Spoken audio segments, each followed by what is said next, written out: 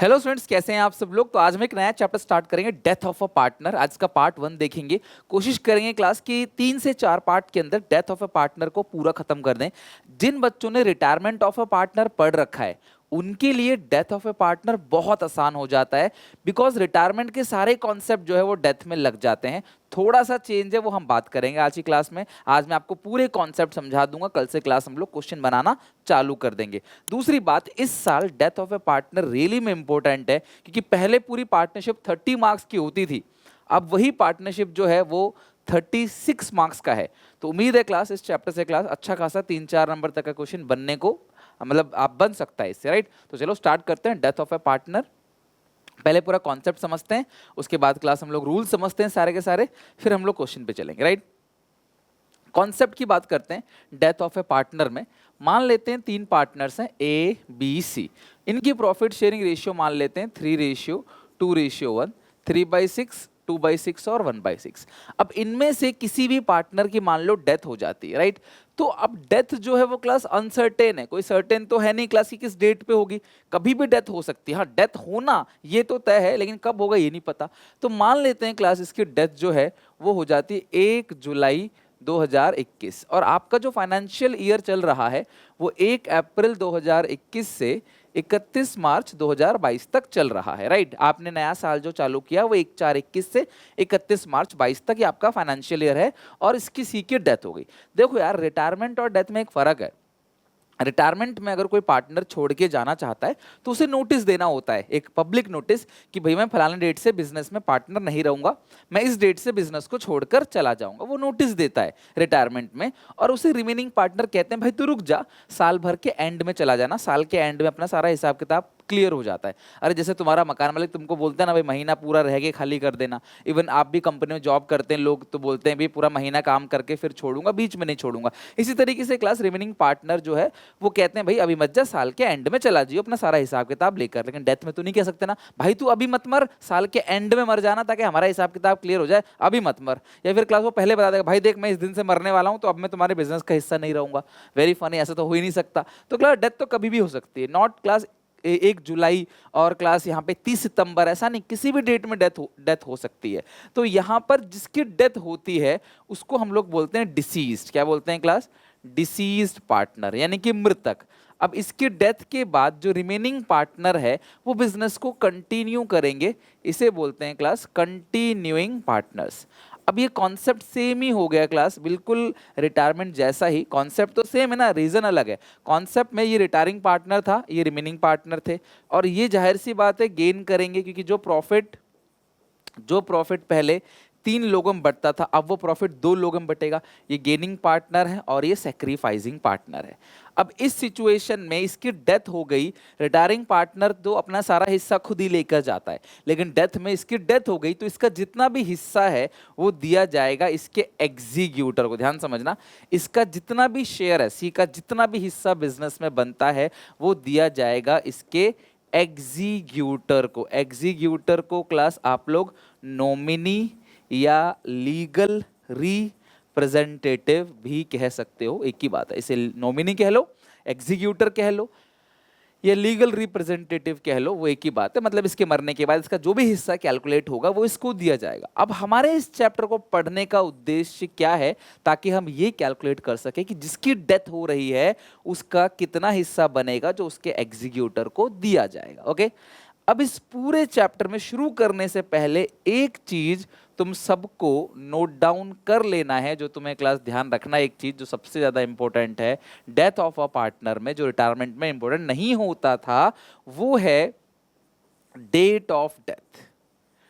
Date of death से निकल कर आएगा उसका वर्किंग पीरियड, कि भैया उसने कितने समय के लिए काम किया है, उसका वर्किंग पीरियड क्या है अगर किसी की डेथ होती है तो। अच्छा एक मुझे बात बताओ क्लास, वर्किंग पीरियड मतलब उसने कितने टाइम के लिए क्लास काम करा है। अगर इसकी 1 जुलाई को डेथ हो गई तो इस फाइनेंशियल ईयर में उसने कितने समय अपना कंट्रीब्यूशन दिया है। तो अगर 1 जुलाई को डेथ हो गई और 1 अप्रैल से साल शुरू होता है तो इसने पूरा अप्रैल काम किया होगा। देखो 31 मार्च, मेरी बात ध्यान सुनना, 31 मार्च 2021 को तीनों पार्टनर आपस में मिले होंगे, प्रॉफिट्स का बंटवारा किया होगा, अपने अपने घर चले गए होंगे। नया साल कहाँ से चालू हुआ? 1 अप्रैल से। तो इसने पूरा अप्रैल काम किया, पूरा मई काम किया, पूरा जून काम किया, जुलाई में 1 तारीख को ही उसकी डेथ हो गई, तो जुलाई काम नहीं किया मतलब। तो 3 मंथ्स का उसने काम किया है बिजनेस में। तो जो वर्किंग पीरियड निकल कर आएगा वो 3 महीने का निकल के आएगा, यानी कि वर्किंग पीरियड इज 3 मंथ्स। ये वर्किंग पीरियड इतना जरूरी क्यों हो जाता है इस चैप्टर में? क्योंकि अगर उसने 3 महीने काम किया है, काफ़ी सारी ऐसी चीज़ें होती हैं जो हम रिटायरिंग पार्टनर का शेयर कैलकुलेट करेंगे मंथ बेसिस पे, यानी कि टाइम बेसिस पे। भैया अगर उसने 3 महीने काम किया है तो बिजनेस को जितना भी प्रॉफिट होगा साल भर में, उसको सिर्फ उसका 3 महीने का ही प्रॉफिट देंगे, ना कि पूरे साल का प्रॉफिट देंगे। अगर कोई 6 महीने काम करता है तो हम 6 महीने का प्रॉफिट देंगे, अगर कोई 9 महीने काम करता है तो हम 9 महीने का प्रॉफिट देंगे। मेरे कहने का सिर्फ सिंपल से इतना मतलब है, भैया जितने टाइम के लिए तुम काम करोगे आपको उतने टाइम की ही कुछ ऐसी चीजें हैं जो दी जाएंगी, तो तुम्हें उसे कैलकुलेट करने के लिए वर्किंग पीरियड का पता होना बहुत जरूरी है। Like interest on capital, like salary. अगर आप क्लास उसकी सैलरी दोगे तो 3 महीने तो जिंदा रहा है ना, उसे साल भर की सैलरी नहीं दोगे, आप 3 महीने की सैलरी दोगे। ये है इस चैप्टर का कॉन्सेप्ट। तो ये हो गया क्लास इस चैप्टर का इंट्रोडक्शन। आपको वर्किंग पीरियड का ध्यान रखना है, जो छोड़ के जा रहा है वो डिसीज पार्टनर, इसका हिस्सा मिलेगा उसके नॉमिनी, उसके एग्जीक्यूटिव या उसके लीगल रिप्रेजेंटेटिव को। बचे हुए पार्टनर क्लास बिजनेस को कंटिन्यू करेंगे, दे आर गेनिंग पार्टनर। और चैप्टर पढ़ने का हमारा जो उद्देश्य है वो ये है कि जो पार्टनर छोड़कर जा रहा है बिजनेस को, उसका बिजनेस में हिस्सा कितना है, उसकी हिस्सेदारी कितनी है। कॉपी में नोट डाउन करते रहना। इस तरीके से अगर तुम दिल से मान लो कि हाँ यार हम क्लास ले रहे हैं, समझ लो पेड बैच ही ले रहे हैं, सर हमसे पैसा लेकर पढ़ा रहे हैं, इस तरीके से सोचो, थोड़ा सीरियसनेस आएगा आपके पास। कॉपी में लिखते चले जाओगे आप सारी की सारी चीज़ें, तो डेफिनेटली इस चैप्टर में सिखा दूंगा, तुम स्कूल में अपने ट्यूशन में परफॉर्म अच्छा कर पाओगे इस चैप्टर को पूरा सीखने के बाद। काफ़ी सारे क्वेश्चन डिस्कस करेंगे, राइट। कंटेंट, आ जाओ क्लास, अब जरा देखते हैं कि क्या क्या कंटेंट हमें पढ़ना है इस चैप्टर के अंदर। तो सबसे पहला जो क्लास हमें यहाँ पे पढ़ना है, सबसे पहला, अब देखो इसमें कुछ चीज़ें बिल्कुल सेम रिटायरमेंट जैसा है, तो मैं आपसे ये सजेशन दूंगा कि आप रिटायरमेंट को भी जरूर पढ़ लेना, क्योंकि रिटायरमेंट डेथ जो है वो थोड़ा सा सेम सेम सा हो जाता है, राइट। तो सबसे पहला जो कंटेंट आप इसके अंदर पढ़ोगे, calculation of new ratio and gaining ratio. अब ये जो टॉपिक है ना, न्यू रेशियो और गेनिंग रेशियो, बिल्कुल सेम है रिटायरमेंट, कुछ भी नहीं पढ़ाना आपको, बिल्कुल सेम जैसा रिटायरमेंट में देखा था आपने, बिल्कुल सेम, 100% सेम, कुछ भी चेंज नहीं है, ठीक है। Treatment of goodwill, treatment of goodwill यानी कि देखो, रिटायरमेंट में जो पार्टनर रिटायर हो रहा था वो अपने हिस्से की गुडविल लेके जा रहा था, डेथ में भी जिस पार्टनर की डेथ होगी वो अपने हिस्से की गुडविल लेके जाएगा, मतलब उसका जो नॉमिनी है, एग्जीक्यूटर है, वो गुडविल को लेकर जाएगा। तो ये दोनों के दोनों टॉपिक 100% सेम है, सेम एज रिटायरमेंट, बिल्कुल सेम। अगर आप लोगों ने मेरे साथ साथ रिटायरमेंट कंप्लीट किया है, जो कि मैंने बोला था, उसका टेस्ट भी होगा हाल फिलहाल में ही, तो आप लोगों को क्लास ये दोनों कॉन्सेप्ट बिल्कुल सेम होगा। हालांकि मैं क्लास कुछ क्वेश्चंस जरूर डिस्कस करूंगा इनके, आपको सब चीज़ समझाऊंगा, राइट। थर्ड चीज़ जो है इसके अंदर, थर्ड चीज़ जो है वो हमें पढ़ना है कैलकुलेशन ऑफ, कैलकुलेशन, और ये इंपॉर्टेंट है, मतलब मैं आपसे कहूँ कि ये 100% पेपर में आएगा तो कुछ गलत नहीं होगा, मतलब ये थर्ड जो कंटेंट है ये पेपर में पक्का आएगा, तो इसको बिल्कुल मिस मत करना। और इसी पे आज हमारी पूरी क्लास रहेगी। कैलकुलेशन, ये सारे कॉन्सेप्ट भी समझा दूंगा, don't worry, but link class question वगैरह जो ज़्यादातर पूछे जाते हैं वो थर्ड पॉइंट से, कैलकुलेशन ऑफ, क्योंकि ये तो सब रिटायरमेंट में कवर हो चुका है ना, टीचर भी ज़्यादा देता नहीं है। Calculation of deceased share of profits, जिसकी डेथ हुई है up to date of death, up to date of death, जिसकी डेथ हुई है उसके हिस्से का प्रॉफिट और लॉस निकालना है up to date of death, मतलब डेथ तक का। भाई 3 महीने के बाद डेथ हो गई उसकी, तो 3 महीने का ही प्रॉफिट आपको उसका कैलकुलेट करके देना पड़ेगा। ये क्लास पेपर में पक्का आएगा, राइट। फिर चौथा हमें पढ़ना, चौथा क्लास में पढ़ना है preparation of, preparation of deceased यानी कि मृतक डिसीज का कैपिटल अकाउंट, जिसकी डेथ हुई है उसका कैपिटल अकाउंट। पहले सिलेबस में नहीं था लेकिन इस साल क्लास आपके सिलेबस में ये ऐड किया हुआ है, डिसीज पार्टनर का कैपिटल अकाउंट, जिसकी डेथ हुई है उसका कैपिटल अकाउंट, ठीक है। और अगला है preparation of deceased executor account, ठीक है। अब डिसीज का जो एग्जीक्यूटर है, जिसकी डेथ हुई है, उसका जो वारिस है, उसका अकाउंट भी आपसे पूछा जा सकता है। तो ये 4 चीजें हैं क्लास, कुल मिला के 5 चीजें सॉरी, जो हमें क्लास इस चैप्टर में पढ़ना है। और मैं इन 5 चीजों को कोशिश करूंगा विद इन 4 क्लासेस, आज पहली क्लास है, इसके अलावा 3 क्लास और लूंगा और इस पूरे चैप्टर को खत्म कर दूंगा। स्कूल में तो भी इतना ही टाइम लगता है लगभग, अगर भगा भगा कराते हो तो कुछ कह नहीं सकता, बट मैं कोशिश करूंगा इन 4 क्लास में तुम्हें डेथ पूरा सिखा दूं अच्छे से, ठीक है। चलो इसे लिख लिया आप लोगों ने। तो सबसे पहले न्यू रेशियो और गेनिंग रेशियो की बात कर ले, तो यार ये तो बहुत सिंपल सा काम है। गेनिंग रेशियो का फॉर्मूला आप जानते हो, new ratio minus old ratio. तो एक क्वेश्चन मेरे सामने है, मैं यहाँ पे आपको कैलकुलेशन करके दिखाता हूँ, आपको रिटायरमेंट की पूरी याद आ जाएगी।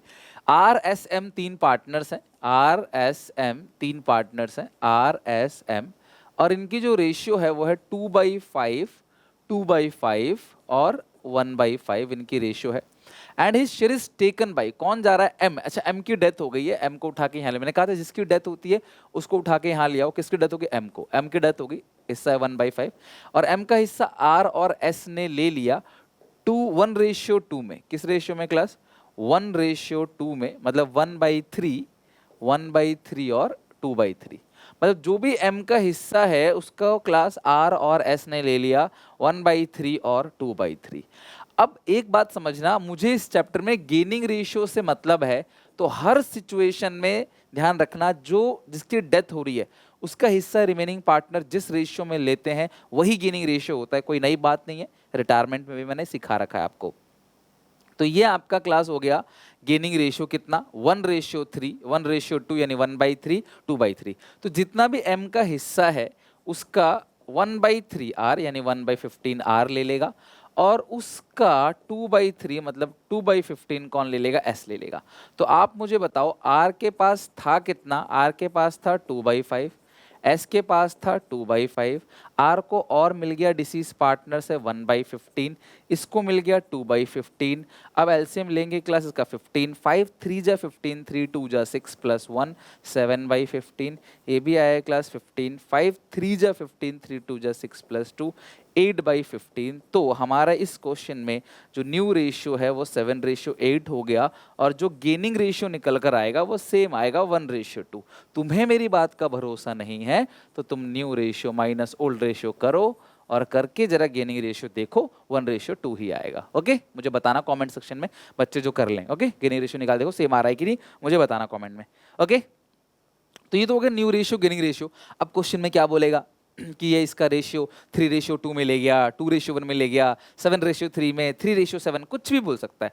अगर कुछ भी ना बोले, मान लो ये नहीं लिखा होता कुछ भी, तो जो जा रहा है उसे छुपा लो, यही 2:2 न्यू रेशियो आ जाती है, यानी इक्वल, और यही आपका गेनिंग रेशियो हो जाता। तो सिंपल केस और अक्वायर केस ये हमने रिटायरमेंट में अच्छे से पढ़ रखा है, तो न्यू रेशियो निकालने में तो जी कोई दिक्कत परेशानी हमें नहीं आएगी, या ना ही गेनिंग रेशियो निकालने में हमें कोई तकलीफ है। ओके, अब हम बात करते हैं क्लास ट्रीटमेंट ऑफ गुडविल। जरा फटाफट देखते हैं क्वेश्चन, अब हम लोग अगली क्लास में करेंगे। आज हम लोग ये काम करते हैं, आज हम अच्छे से इस टॉपिक को, इन सारे टॉपिक को अच्छे से एकदम पढ़ लेते हैं, ताकि क्लास अगली क्लास में सिर्फ हम क्वेश्चन बना सकें। ओके, और कॉन्सेप्ट में तुम्हें दिक्कत नहीं आएगी, इसकी मेरी गारंटी है। Right, treatment of goodwill, heading डालो ट्रीटमेंट ऑफ गुडविल, और ये सेम है रिटायरमेंट जैसा, तो जिन्होंने रिटायरमेंट में पढ़ रखा है उन्हें ज़्यादा अच्छे से समझ आएगा, मतलब समझ सबको आएगा बट उनको बहुत इजी लगेगा। राइट, तो सबसे पहली बात, जो गुडविल बैलेंस शीट में है, बच्चों कौन सा अकाउंटिंग स्टैंडर्ड कहता है, कौन सा अकाउंटिंग स्टैंडर्ड कहता है कि जो गुडविल बैलेंस शीट में है उसको राइट ऑफ करेंगे? अकाउंटिंग स्टैंडर्ड 26, जो परचेज गुडविल है बैलेंस शीट के अंदर, जब admission, retirement, death, change in PSR, अगर ऐसा कुछ भी हो रहा है तो एग्जिस्टिंग बैलेंस शीट को हम राइट ऑफ करेंगे। तो जो भी गुडविल इन बैलेंस शीट है, जो गुडविल बैलेंस शीट के अंदर है, जिसको हम लोग बोलते हैं existing goodwill, right, existing goodwill, ठीक है, उसको हम लोग क्या करेंगे? राइट ऑफ करेंगे। और गुडविल राइट ऑफ हमेशा ओल्ड रेशियो में होता है, तो राइट ऑफ करने की एंट्री क्या होती है? All partners capital account debit to goodwill, all partners capital account debit to goodwill. और ये इकलौती ऐसी एंट्री है, मतलब सॉरी इकलौती ऐसी एंट्री नहीं है, मतलब एडमिशन में होता था ऐसा, अभी यहाँ पे ये जो एंट्री है ओल्ड रेशियो में डिस्ट्रीब्यूट हो जाता है। तो जो भी गुडविल तुम्हें बैलेंस शीट के अंदर एसेट साइड मिलता है वो परचेज गुडविल है। अकाउंटिंग स्टैंडर्ड 26 के according class it will be written off in old profit sharing ratio all partners capital account debit to goodwill. Goodwill asset होता है, उसका बैलेंस डेबिट होता है, खत्म करने के लिए हमने उसे क्रेडिट किया। किसी असेट की चीज को खत्म करने के लिए क्लास उसको असेट डेबिट होता है, खत्म करने के लिए क्रेडिट करेंगे तो हमारी गुडविल खत्म हो गई, राइट ऑफ हो गया। अब तुम्हें नई बैलेंस शीट में गुडविल देखने को नहीं मिलेगा, राइट। अच्छा, अब जो गुडविल एडिशनल पॉइंट में है, गुडविल इन एडिशनल पॉइंट, तो जो भी गुडविल एडिशनल पॉइंट में दे रखा होगा क्लास, उस सिचुएशन में इसमें सबसे पहला काम क्या करेंगे, सबसे पहला step, calculate disease share of goodwill. Calculate disease share of goodwill.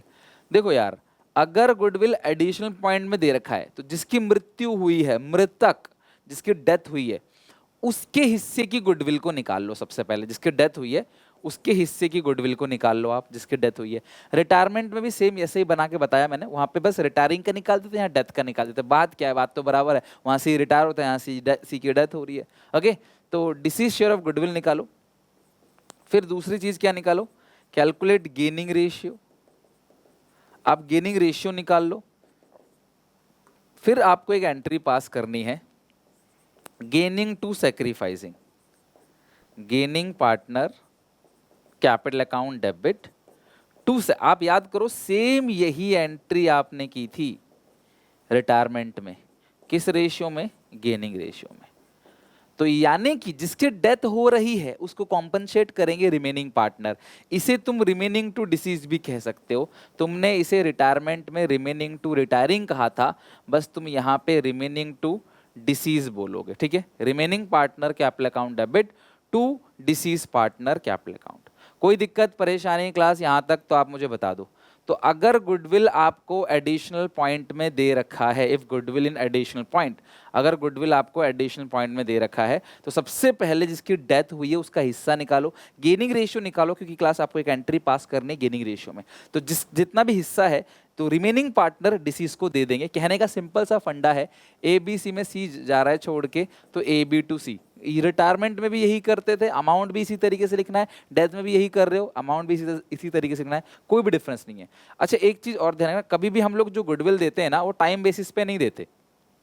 3 महीने मरे, चाहे 6 महीने मरे, चाहे 9 महीने में, कभी भी डेथ हो, गुडविल जो है क्लास आपको टाइम बेसिस पर नहीं देना है, ध्यान रखना।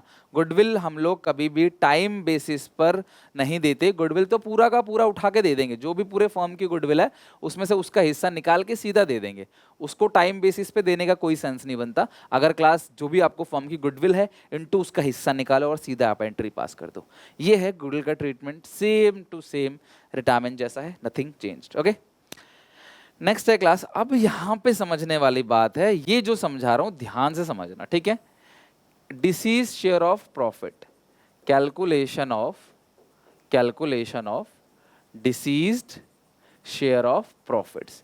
जिसकी डेथ हुई है उसके हिस्से का profits up to date of death. भाई सीधी सी बात है, 3 महीने में उसकी डेथ हुई है तो हम 3 महीने का प्रॉफिट देंगे, 6 महीने में डेथ हुई है 6 महीने का प्रॉफिट देंगे, 9 महीने में डेथ होती है तो 9 महीने का प्रॉफिट देंगे। जब तक डेथ हुई है तभी तक का हम उसको प्रॉफिट देंगे, उससे ज्यादा प्रॉफिट नहीं देंगे। ध्यान समझना, जब तक उसकी डेथ हुई है तभी तक का उसको प्रॉफिट देंगे, हम उससे ज्यादा प्रॉफिट उसको नहीं देंगे। इस बात का आप ध्यान रखना, right. Calculation of deceased share of profit up to date of death, यानी up to date of death हम क्लास उसको पेमेंट करेंगे। अब यहां पे क्लास 2 चीजें समझना, प्रॉफिट का किस तरीके से काम होगा। सबसे पहली चीज, if new ratio is not given, अगर तुम्हें क्वेश्चन में नई रेशियो गिवन नहीं है ना, 2 बातें होंगी, या तो क्वेश्चन में नई रेशियो गिवन होगी या तो नहीं होगी। If new ratio is given, अगर तुम्हें नई रेशियो दिया हुआ नहीं है, राइट, तो अगर तुम्हें नई रेशियो नहीं दिया गया है और बिजनेस को प्रॉफिट्स हो गया है, तो प्रॉफिट की आप एंट्री क्या पास करोगे? P and L suspense account debit. मैं तुम्हें बताऊंगा सस्पेंस कहां से आ गया। अभी तक तो आपने पढ़ रखा था pen appropriation account debit, profit बांटने के लिए। अभी सस्पेंस कहां से आ गया तो बताऊंगा आपको। To deceased capital account, to deceased partners capital account. ध्यान से समझना, अगर तुम्हें नई रेशियो क्वेश्चन में दिया गया हुआ नहीं है और बिजनेस को प्रॉफिट हो गया, तो सबसे पहले तुम क्या करोगे? सबसे पहला तुम्हारा काम क्या होगा? सबसे पहला तुम्हारा काम क्या होगा? कैलकुलेट, सबसे पहला काम calculate disease share of profit. सबसे पहले अभी मैं तुम्हें दिखाऊंगा कैसे निकालोगे आप, right? Calculate disease share of profits. जिसकी डेथ हुई है उसका हिस्सा निकाल दो। निकल गया 10,000, 5,000, 15,000, 50,000, जो भी है। और उसे निकालने के बाद क्लास, अगर आपको नई रेशियो दिया हुआ नहीं है तो प्रॉफिट की आप ये एंट्री पास कर दो। लेकिन अगर बिजनेस को प्रॉफिट नहीं, लॉस हो गया, तो आप रिवर्स कर देना।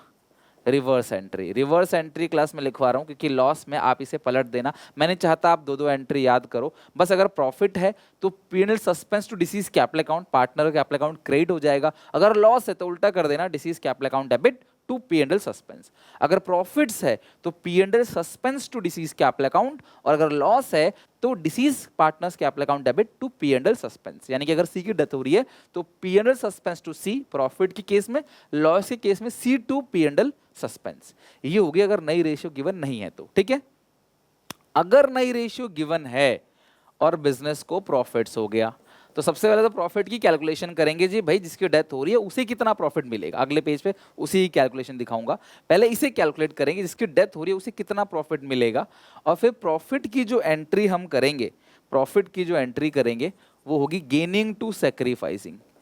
प्रॉफिट की जो एंट्री होगी वो होगी gaining partners capital account debit to sacrificing partners capital account, वो भी किस रेशियो में? गेनिंग रेशियो में।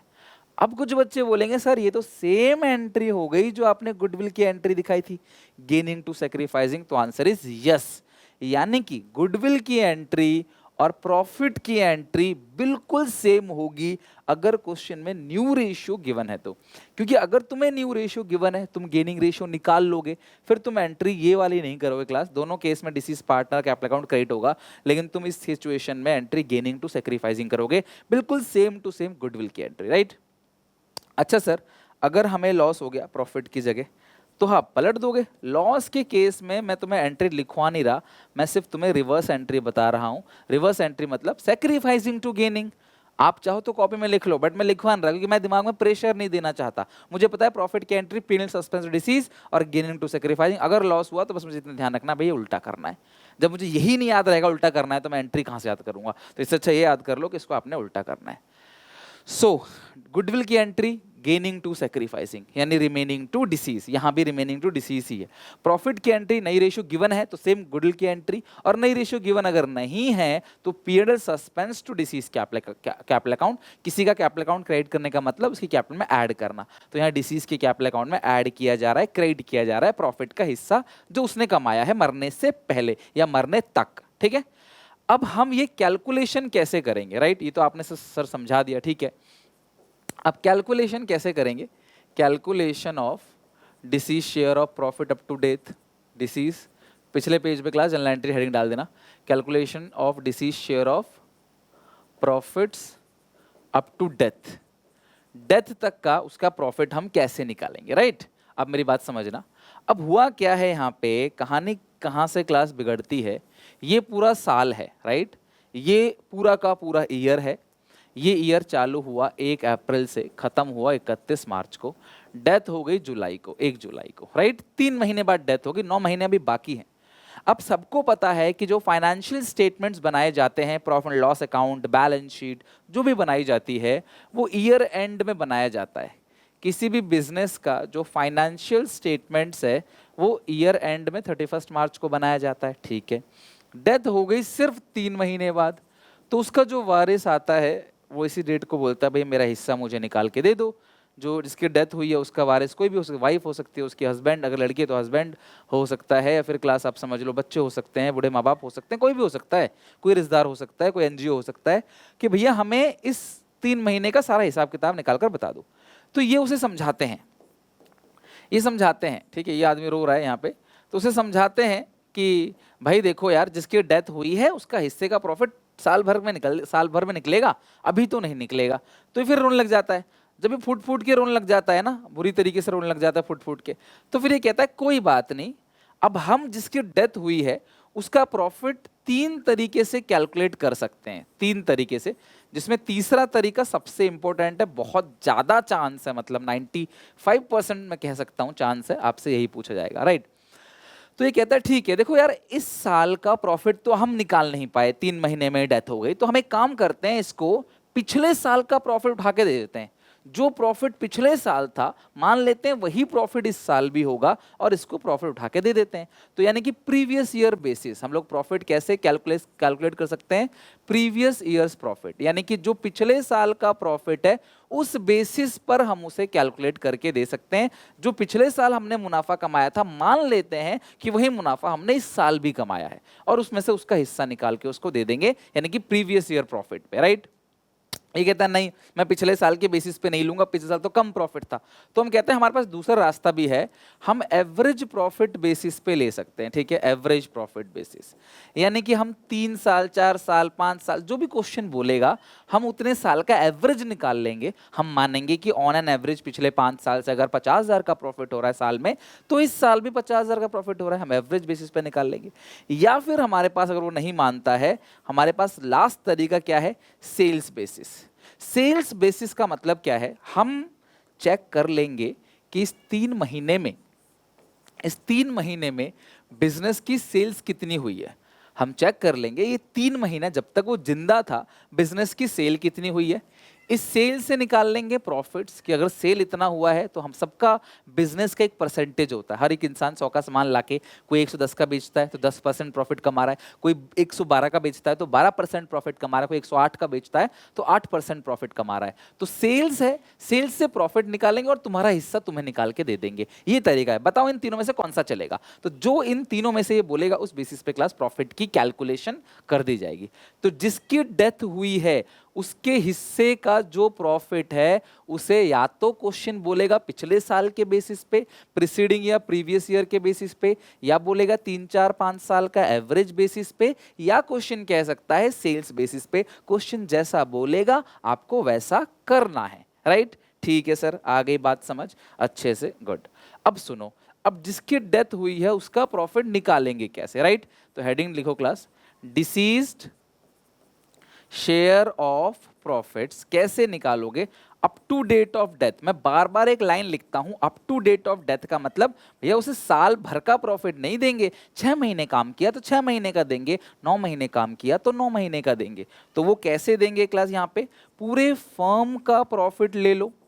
अब पूरे फर्म की प्रॉफिट इस साल का तो पता नहीं है, तो उसे कैसे निकालेंगे, या तो पिछले साल, या तो एवरेज, या तो सेल्स बेसिस पे। अब ये पूरा का पूरा जो कैलकुलेशन हो रहा है वो अंदाजे से हो रहा है।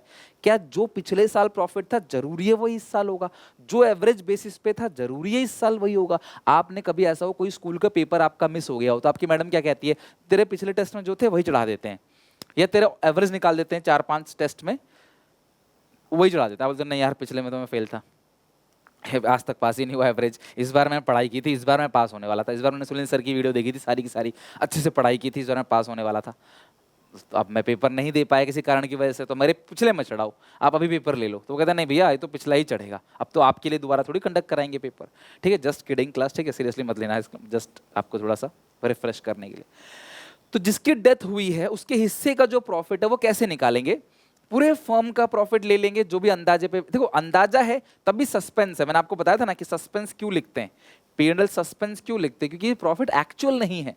सस्पेंस कब लगता है, जब एक्चुअल नहीं होता, अंदाजा होता है ना सस्पेंस। आपने ट्रायल बैलेंस को मैच करते वक्त भी कभी सस्पेंस लगाया होगा, अगर वो मैच नहीं हो रहा है देन, राइट। तो ये पूरे फर्म का प्रॉफिट है इनटू डिसीज शेयर, डिसीज का हिस्सा निकालेंगे, इनटू टाइम यानी कि मंथ, बाई 12। अगर डेज है तो डेज अपॉन 365, ये लिखने की जरूरत नहीं होती, आप हिसाब लगा ले करो। अगर ऊपर दिन लेंगे तो नीचे 12 थोड़ी लेंगे, साल में 12 दिन थोड़ी होते हैं, 365 दिन होता है। आप बोलोगे सर लीप ईयर हो तो 366, बट अभी आपके लिए लीप नहीं है तो आप डेज अपॉन 365 लिख सकते हो।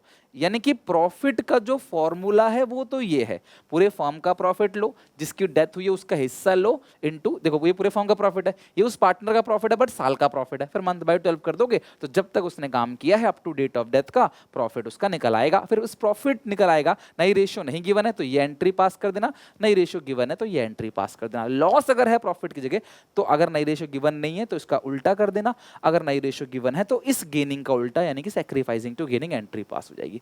ये है पूरा का पूरा फंडा। आई होप क्लास की ये आपको अच्छे से समझ आ गया होगा, पूरा का पूरा कॉन्सेप्ट कि किस तरीके से क्लास प्रॉफिट की कैलकुलेशन की जाती है। अभी क्लास हम इतना ही रहने देते हैं क्योंकि फिर बहुत ज़्यादा आप दिमाग में चीज़ें चली जाएंगी आपकी, शायद आप भूलने लग जाओ।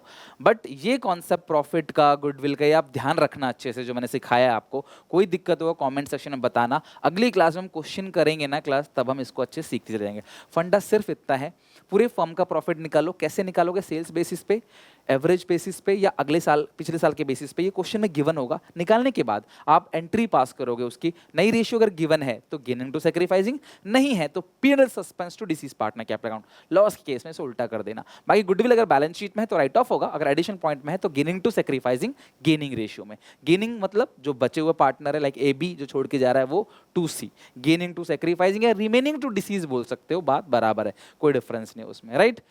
अब हमेशा ध्यान रखना, प्रॉफिट जब भी निकालोगे तो मंथ बेसिस पे, जब तक जिंदा रहा है तब तक का प्रॉफिट देंगे हम उसे। बट गुडविल में ऐसा नहीं होता, पूरे फर्म की गुडविल इनटू उसका हिस्सा, जैसा रिटायरमेंट में किया था। गुडविल में कभी कोई मंथ नहीं होता है, प्रॉफिट में जो है क्लास मंथ बाय 12 होता है।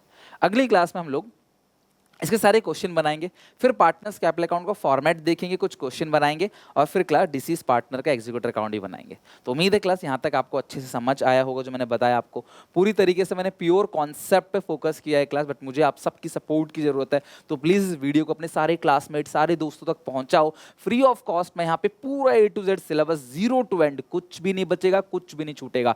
हर चीज़, क्लास सैम्पल पेपर हो चाहे class previous year question paper हो, सब कुछ यूट्यूब पे आपके लिए क्लास में कराऊंगा टिल एग्जाम तक, प्रॉमिस। आज तक डेली बेसिस पे, अब तो वीडियोस भी बढ़ा दो, डेली 2-2 वीडियोस भी आ रही हैं आपके लिए। तो जैसा मैंने बोला है क्लास उस टाइम पे खत्म करके दूंगा, कभी भी अपने कमिटमेंट को नहीं तोड़ता, मैं करता हूं तो पूरा करता हूं। बस आपके सपोर्ट की बहुत ज़्यादा जरूरत है, प्लीज़ शेयर करो क्लास, क्योंकि सीधी सीधी बात है, टू द पॉइंट। आप इतने छोटे बच्चे नहीं हो जो मैं बहकाऊं आपको, मोटिवेशन मिलता है क्लास काम करने का। सीधी सी बात है, इंसान को काम करने का रिवॉर्ड ना मिले तो क्लास उसका दिल टूट जाता है। सीधी सी बात, आप पढ़ाई करते हो आपको नंबर नहीं मिलते, कितना दुख होता है। सिमिलरली क्लास यहाँ पे दुख होता है क्लास, अगर आप इसको लाइक नहीं करते, आप पसंद नहीं आ रहा तो ठीक है डिसलाइक कर दो, बट अगर आ रहा है आपको तो प्लीज़ लाइक किया करो, कमेंट किया करो और सारे अच्छे कंटेंट को अपने सारे दोस्तों में फैलाओ। कोई सारे बच्चे ऐसे हैं जो ट्यूशन नहीं ले पाते, कोचिंग नहीं ले पाते, शायद उनको ये क्लास एक वरदान साबित हो, उनके लिए कुछ अच्छा साबित हो, ठीक है। बाकी मैंने यहाँ पे इको का और BST का प्लेलिस्ट भी अटैच कर दिया, आप यहाँ से इको BST की भी प्रिपरेशन कर सकते हो। कोई डाउट कोई दिक्कत हो कमेंट में मेंशन करना। बाकी हमारा SPCC ऐप है वो डाउनलोड कर लो। टेलीग्राम चैनल पे क्लास हमारा मेरे नाम से है, सुनील पांडे के नाम से टेलीग्राम चैनल, वो भी आप ज्वाइन कर लो, ओके। वहाँ पे क्लास आपको कंटेंट मिलता चला जाएगा धीरे धीरे। बाकी टेस्ट वगैरह हो रहे हैं, उसमें पार्टिसिपेट करो, पढ़ो, मेहनत करो अच्छे से। प्लेलिस्ट लग गई है। मिलते हैं नेक्स्ट वीडियो में, तब तक के लिए take care, bye bye, god bless you.